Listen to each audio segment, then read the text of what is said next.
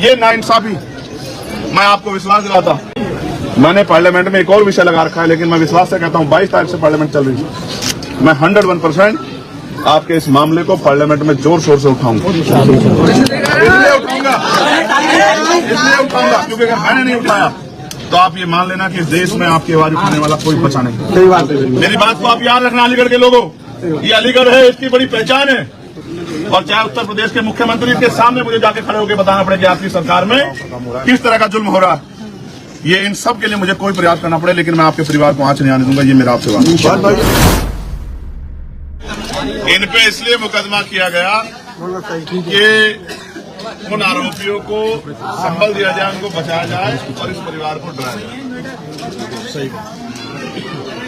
इसलिए मुकदमा किया गया कि घटना को दूसरे रूप में बदला जाए, और जिस पे हम रोज पार्लियामेंट में के बाहर आवाज उठा रहे हैं, और अब आने वाले समय में जब सेशन चलेगा तो हम लोग जोरदार आवाज उठाएंगे कि ये मॉब लिंचिंग जो है बंद होनी चाहिए। ये भीड़ किसी की भी हत्या कर सकती है। ये भीड़ जो है, कोई शराब के नशे में, कोई अपने मन में कोई बात रख के बैठे हुए है, कोई किसी और कारण से नफरत करता है, इसका कारोबार क्यों चल रहा है, और वो अपना गुस्सा उतारने के लिए किसी को पीट के मार दे उसके साथ ही, और बाद में उसके ऊपर कोई भी आरोप लगा दो कि ये चोरी करने आया था, ये कोई गाली दे रहा था, ये मंदिर में घुस गया था, या ये मस्जिद में घुस गया था, या ये कुछ और अपराध कर रहा था, कुछ भी कह दो, क्योंकि जब वो आदमी रहा तो जवाब कौन देगा? सच का कैसे पता लगेगा? तो आज ये है उत्तर प्रदेश, और इसी उत्तर प्रदेश में जहां गुंडों को, अपराधियों को बचाने वाले लोग हैं, तो उन अपराधियों को सजा दिलाने वाले मेरे जैसे लोग भी हैं। सही बात है।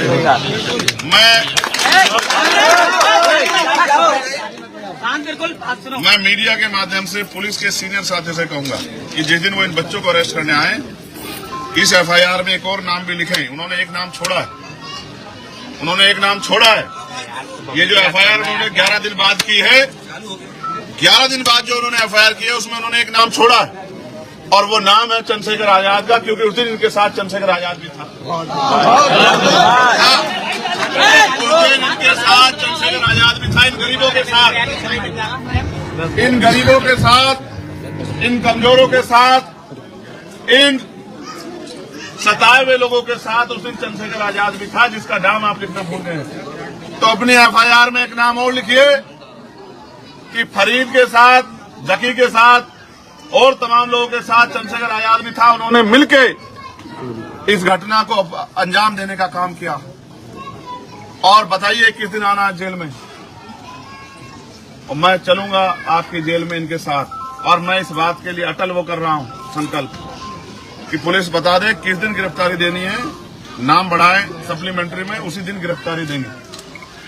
लेकिन अगर न्याय नहीं कर सकते हो, और अगर सत्ता के आगे इतना जमीन मर गया, तो फिर वर्दी पहनने का अधिकार आपको नहीं, बिल्कुल नहीं है आपको वर्दी पहनने का अधिकार।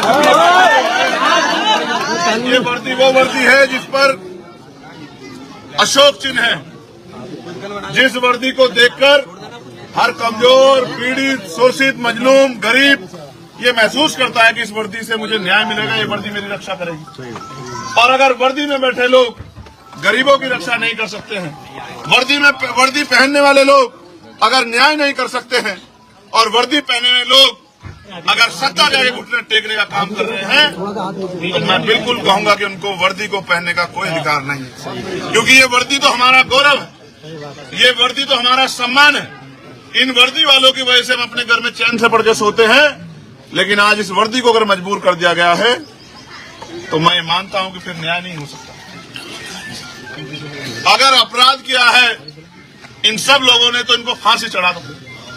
लेकिन जो लोग घटनास्थल पे नहीं थे, जो लोग उस क्षेत्र में भी नहीं थे, जो अपने काम पे अपने घरों में थे, अगर उनको डराने के लिए, या अपने जिन लोगों से आप घबरा गए उनकी इच्छा पूरी करने के लिए आप ये 11 दिन बाद एफआईआर करके डराने काम कर रहे हो, तो इससे हम डरने वाले नहीं, बिल्कुल डरने वाले नहीं।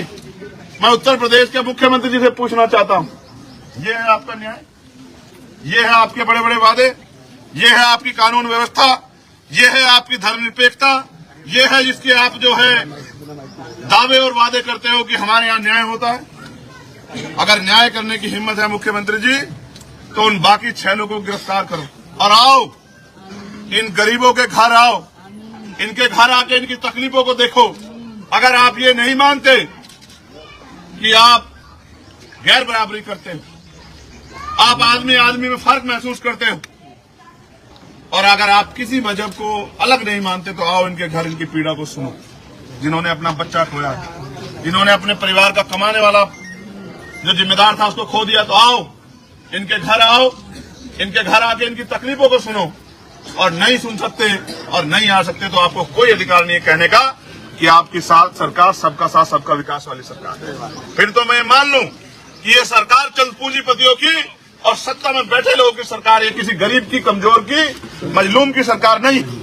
इन सरकारों में दलितों, पिछड़ों, मुसलमानों और गरीबों को न्याय नहीं मिलेगा और उनकी आवाज को कुचलने का काम किया जाएगा। उनकी हत्या होंगी और हत्यारे खुलेआम घूमेंगे और उन्हीं के परिवार को डराने के लिए झूठे मुकदमे किए जाएंगे। ये नाइंसाफी मैं आपको विश्वास दिलाता हूं। मैंने पार्लियामेंट में एक और विषय लगा रखा है, लेकिन मैं विश्वास से कहता हूं 22 तारीख से पार्लियामेंट चल रही है। मैं 101% आपके इस मामले को पार्लियामेंट में जोर शोर से उठाऊंगा। इसलिए उठाऊंगा क्योंकि अगर मैंने नहीं उठाया तो आप ये मान लेना कि इस देश में आपकी आवाज उठाने वाला कोई बचा नहीं। सही बात है। मेरी बात को आप याद रखना अलीगढ़ के लोगों, ये अलीगढ़ है, इसकी बड़ी पहचान है। यहाँ से बहुत सारे बुद्धिजीवी, पढ़े लिखे लोग यूनिवर्सिटियों से निकल के देश दुनिया में सेवा कर रहे देश की। अगर मैं भी नहीं बोला तो आप मान लेना कि सबका जमीर मर गया और सबका आपसे वोट का रिश्ता है। चुनाव के वक्त वो आपके साथी हैं और चुनाव के बाद आपकी तकलीफों से उनको कोई मतलब नहीं।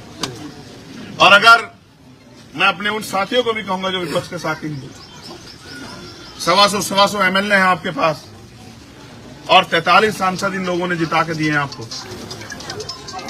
एक आंख बंद करके आप पे भरोसा करके वोट दिया, आपकी जिम्मेदारी बैठती है, कि आप इनकी आवाज को सुनो। और अगर आप नहीं सुन सकते तो हम ये भी मान लें कि आप भी सत्ता के साथ मिलकर खड़े हो गए, आपसे भी कोई उम्मीद नहीं है। क्योंकि अगर आज आप हमारे साथ नहीं हो, आज आप इन गरीबों के, कमजोरों के, फरीद की मां के साथ नहीं हो, जकी की मां के साथ नहीं हो, तो फिर मैं नहीं मान सकता कि आप किसी गरीब के साथ। तो मैं आपसे भरोसा दिलाता हूं,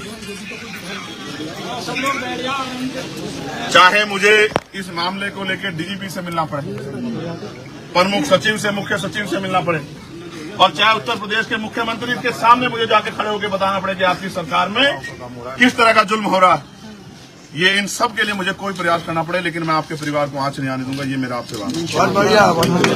मैं बहुत जिम्मेदारी से बात कह रहा हूँ और मैं सच कह रहा हूँ। मेरी छोटी बहन, तुम तो मुझसे बड़ी हो, तुम एक बात और कह रही थी कि किसी ने कोई मदद की, मेरी हैसियत नहीं है अभी।